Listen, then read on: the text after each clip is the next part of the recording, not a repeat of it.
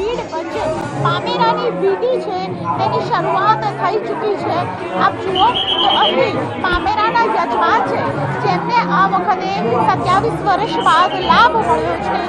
તેજસભાઈ દવે તેમનો પરિવાર છે તેઓ વિધિમાં બેઠા છે અને જે પ્રકારે પામેરાની વિધિ છે તે ખાસ કરીને પામેરું ચડાવતા પહેલા કરવામાં આવતી હોય છે।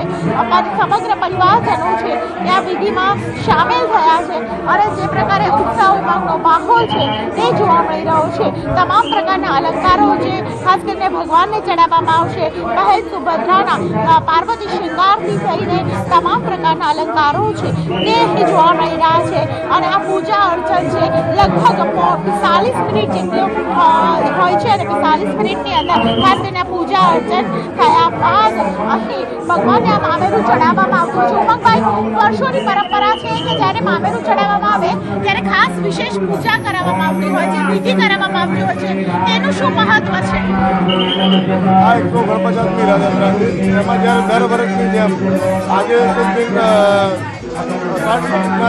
જ્યારે ભગવાનનો મામેરું અર્પણ કરવામાં એમાં મામેરા અર્પણ કરતાં પહેલાં અહીંયા આગળ વિશેષ પૂજા કરવામાં આવે છે કારણ કે એની અંદર જ્યારે અહીંયા આગળ જે દાગીનાને બધું હોય છે એની પૂજા કરવામાં આવે છે, અલંકારની એની પૂજા કરવામાં આવે ત્યારબાદ ભગવાનને અર્પણ કરવામાં આવે છે।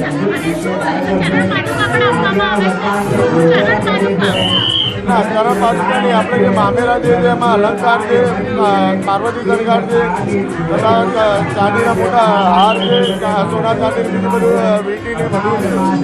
શું તૈયારી છે? કેટલા વાગ્યા સુધી રથ આવી જાય એની ગણતરી આપણી છે કારણ કે જે પ્રકારે રથ અત્યારે છે તો કેટલા વાગ્યા સુધી સરસપુરમાં આવી જતા હોય છે? ગણતરીના હવે થોડા ટાઈમની અંદર જ હવે અહીંયા આગળ અત્યારે મહારાજ અત્યારે પધારી રહ્યા છે તો અમે એમને બિલકુલ તો અત્યારે આપ જોઈ રહ્યા છો કે જે પ્રકારે જય રણછોડ માંગણ સાથે છોકરાઓ ઓછાની અંદર અખાડાની અંદર